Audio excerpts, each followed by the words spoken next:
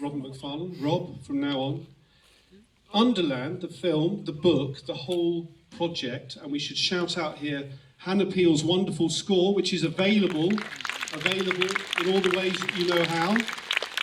Thank you, Hannah. Is an extraordinary project, a hyper object, I described it as at the beginning, so massive in its implication that we need to take it on in various ways. What does it mean to you now? It's been a number of years, it was a number of years in the making. It's a culmination in all sorts of ways to the writing that's gone before. And you've taken a slightly different turn while staying absolutely committed to the idea of place and what it means now in relation to human experience. What's your sense of Underland now? Thanks, Gareth. Thank you all for coming out. I think this is normally referred to as Vertigo Alley in cinemas, right at the front, but this evening it was Claustrophobia Alley, I think. I feel a little vertiginous looking back over the deep time of this project. I first had the idea to move down to begin a catabasis, a descent in 2010. And that was the year that the Eyjafjallajökull volcano exploded, the Haitian earthquake ruined that island, the Deepwater Horizon blowout happened in the Gulf of Mexico, and then in the summer of that year, the Chilean miners who feature briefly in the film were trapped beneath the Atacama Desert. So it was hard that year not to think of the Underland as it declared itself on the surface. It's a realm we consign to amnesia, to what's sometimes called the oubliette.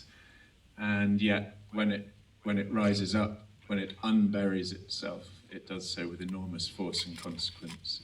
The book really then took 8 years to research and write. I completed it as the Thai cave rescue was underway, and it felt in that sense that it had been bookended by new stories that were also very old stories. They were made of myth, they were made of matter, and they were made very much of the Anthropocene now.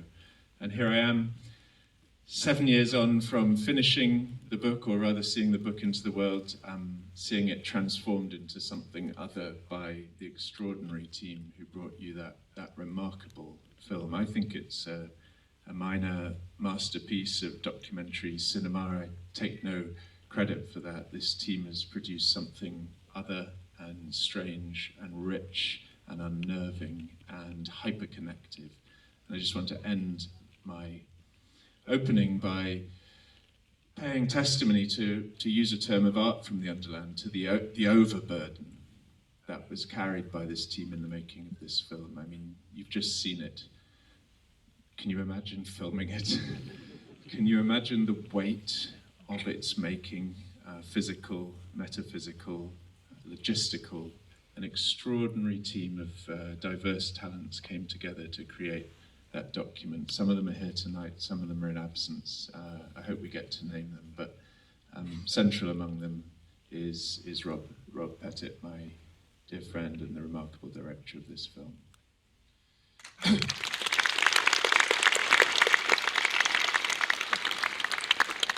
Thank you very much indeed, Rob. Now, Rob, before we come to you, we should also shout out, of course, the extraordinary producer of the film, Lauren Greenwood, who is in the audience. Please put your hands together for her now.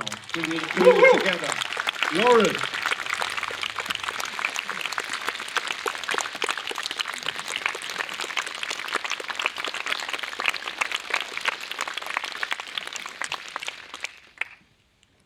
As you've intimated, Rob, it was an extraordinary bringing together of diverse talents in extremely difficult conditions. You were helming that, Rob, and you conceived the idea of a film. How did you find a film within Rob's book, and what was the kind of the framing for that film to come into being? Because there are many stories in the book of Underland. Wow, yeah, good question. It is a good question. I remember being gripped by a very distinct feeling when I first put my head through the split in the trunk of that old ash tree, and it was a sort of revulsion. I hadn't really done much caving. I'd done a little bit, but nothing sort of serious. Still, yeah, was still sort of a bit scared of the dark, I suppose. but there was a pull, and the pull was stranger, and the pull was, I don't know, it felt in retrospect maybe something ancient, something that's maybe in all of us, I don't know. And I just remember the line that went through my head, why do we seek the void? And that became the central sort of question for the film. I thought in Rob's text, he had chosen the direction of travel that is most interesting for cinema as well as text, which is to leave behind the world that is familiar and to head into the world that is strange. And all of my favorite films and all of my favorite stories are either upriver stories or ones that do that. Films like Apocalypse Now and Heart of Darkness and Fitzcarraldo. Rob and I had made a film before called Upstream, where we ventured to the source of the River Dee, and that film is all shot from the air. So we had some experience of sort of going against the grain of sense, you might say, and this seemed like a logical extension of that. Maybe not logical, but you know. This is called post hoc rationalization, folks, that you're hearing here. I remember when I was plotting there are two diagrams involved in this. I drew a diagram when I began the book, and it was very simple. The book was intended to begin at the surface, go to the deepest point, and rise back to the surface. In the end, that wasn't quite possible for the geographies I was working with. But Rob began with a set of limitations, and that to me is that is the sign of experimentalism, where you deliberately constrain yourself. I wonder if you could just sort of name those constraints. Yeah, I remember that. Actually, I remember the first pitch to the great Andre Singer at Spring Films. I remember it was a drawing on the back of a napkin. It was literally on the back of a napkin. I'd called by Pret on the way, and I was like, I better sketch the shape for this film. And it was this it was these braided descents. It was this spiraling sort of vortex. And I remember saying, man, there's going to be a subterranean psychedelic singularity at the end of this film. And I remember going, okay. Anyway, he stuck with it, and it grew from there. In that pitch, I had, as Rob implied there, defined all the things that I didn't want this film to be. And I'm greatly appreciative to all the people who sort of let me pitch the film that way. Said I didn't want talking heads. Said I didn't want the camera to surface after the title, and very stubbornly held on to that idea for as long as it was deemed possible. And then finally, big thanks to David Hill, our editor, in those sort of final weeks, because we had that breakthrough when even we thought that might not be possible to hold on to that idea. Tremendous, thank you very much. That's a big setup, it's a big screen, it's a big film with big ideas. We've got very little time, it's over to you now. Any questions you might like to ask, thoughts, comments, responses? I hope Roving Mike is in the room, not sure if he's working tonight. Yeah, great, so please, yeah, at the back in the middle, thank you. Back row, I think, in the middle, is that a hand? Some kind of gesture, hope it's a positive one. Yeah, thank you. You don't put your hand up for this, you put your hand out. Exactly. That's the way you ask questions. I really love the interplay between two stories in particular, the idea of a human discovered Underland and then a human created one, like comparing Mexico and LA in particular, or Las Vegas, sorry. I wonder if you could just speak more to those two different kinds of Underland and how you think what they share or don't share. Thank you. Question for both of you, I think, yeah. No, Rob, I insist. It's fine. It's a good question. We shot with more strands. There were more characters. There were some quite painful decisions in the edit.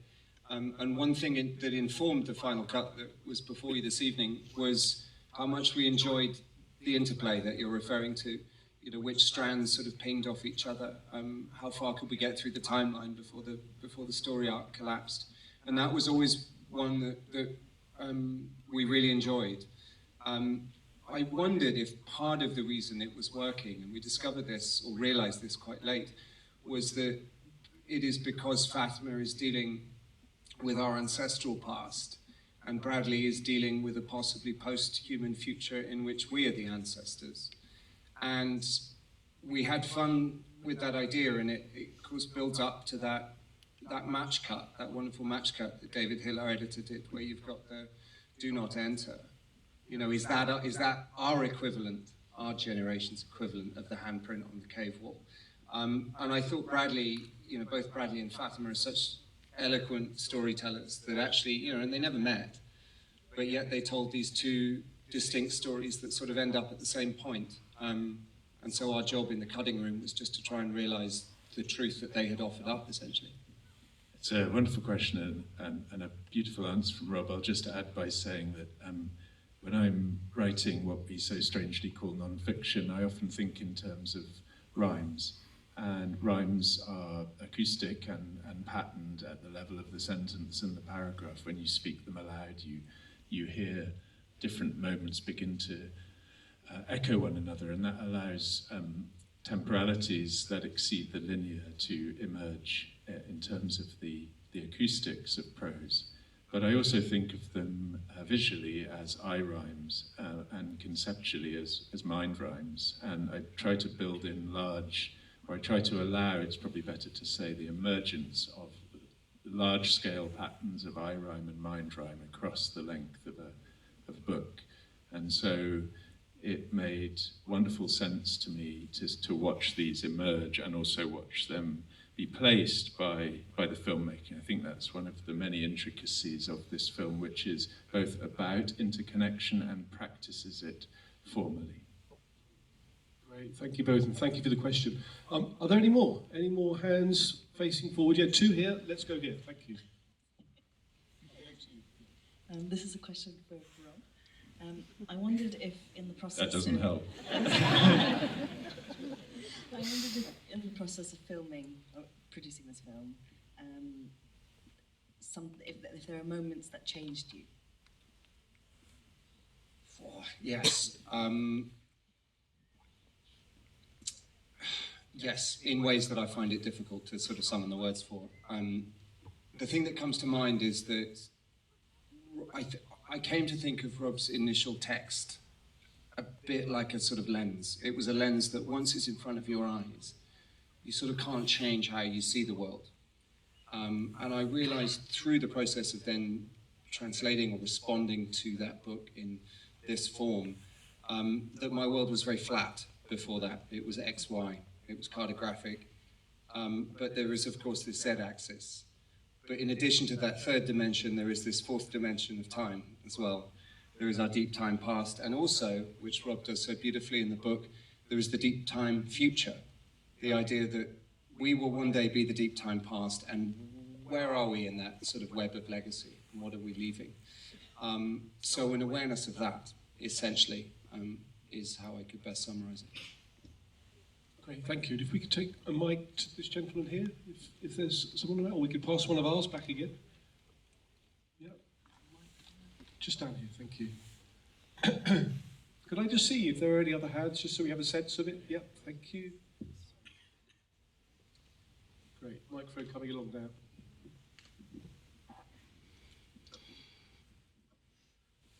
Suddenly got very nervous.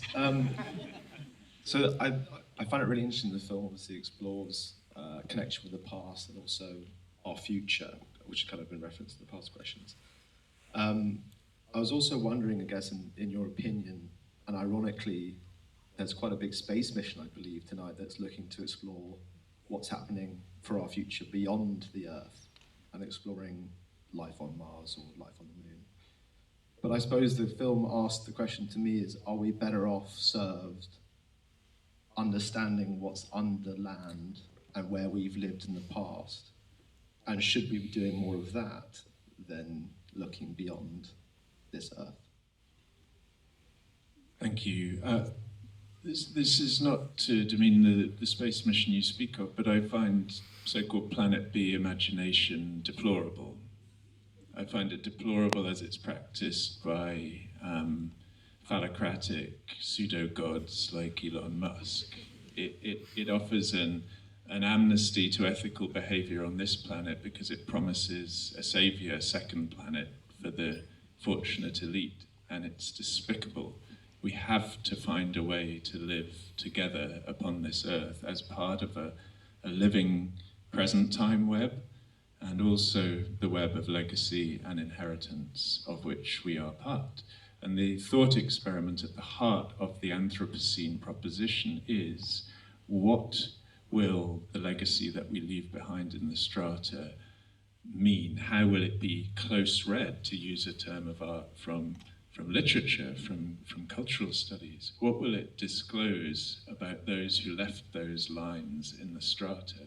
And the animating question at the heart of the book is not mine, but is Jonas Salk, the immunologist who developed the polio vaccine and then freed it from patent restraint so that it could be passed on intergenerationally. And his question is, are we being good ancestors? And the answer absolutely at present is no. And Planet B thinking is merely an intensification of that abdication of responsibility for the future.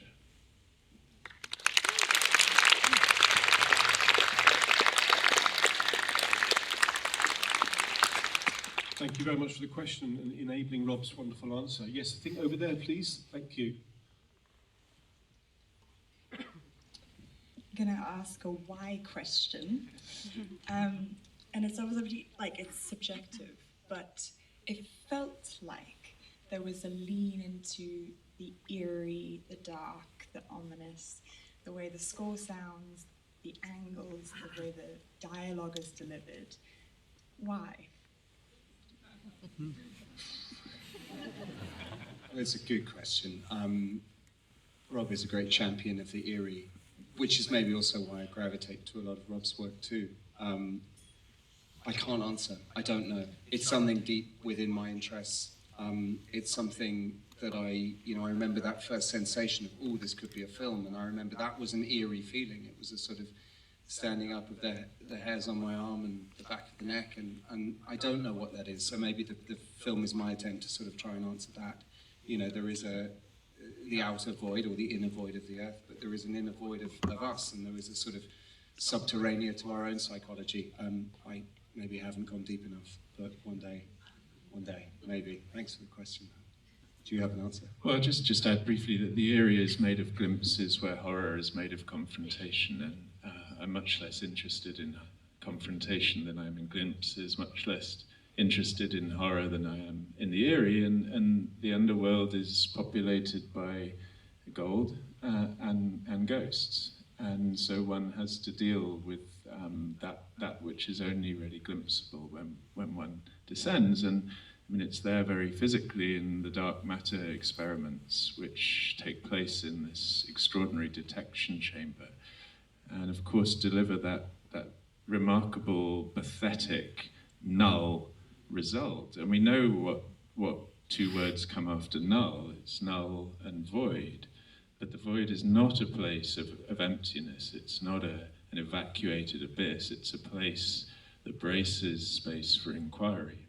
And I just want to follow that very metaphysical response by asking Rob briefly to tell the story of the creation of the detector chamber, because it will give you some sense of how much of a labour of love this 5-year project was. Can you do that, Rob, in 30 seconds? 30 seconds, yeah, I'll do my best, thank you. And long live the ghost as well, I would say, as a follow-up. All our terranauts were ghost hunters of one sort or another. So somewhere in that is the answer to your question, I think. Ellie is here as well, who helped with this enormous neutrino detector. Yeah, I mean, we went 2 kilometres down to the bottom of this mine in Snow Lab, 2 kilometres beneath Sudbury in Ontario in Canada, and I had hoped that huge chamber, that huge detector would be open for us, but it was not. It was not scheduled maintenance. That's the only way we would have got in. It was filled with ultra pure water. We got to the observation deck and got a bit of stuff around there, but I wanted the camera to go inside. So a combination of painstaking model making that took 6 months, and our incredible visual effects director Balash Simon, who's also here, who did so much wonderful work on this film, in order to replicate what are called the photomultiplier tubes, which are basically these reverse light bulbs that, if there is a collision between these ghost particles and something in our world, these are the things that are going to see it. But there are 8,000 of them.